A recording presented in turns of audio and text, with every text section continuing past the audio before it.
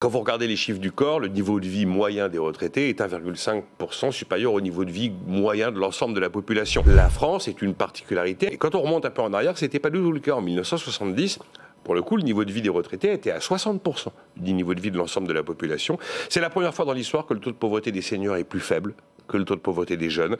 Le taux de pauvreté des plus de 65 ans, c'est à peu près 10%, et les moins de 18 ans, on frôle les 20%. C'est la première fois aussi que cette fameuse promesse « tu vivras mieux que tes parents » n'est plus tenue. Toujours aussi un abattement de 10%, qui est un héritage de l'histoire, un héritage des années 60. Le taux de remplacement des retraités est l'un des plus élevés d'Europe, et la réalité, c'est que vous en avez beaucoup aujourd'hui qui reçoivent tous les mois plus qu'ils n'ont cotisé. Tandis que moi, je suis à peu près certain que je vais recevoir moins tous les mois que ce que je cotise aujourd'hui. Sur 100 € de salaire brut, il y a à peu près 28 € qui partent pour les cotisations retraite.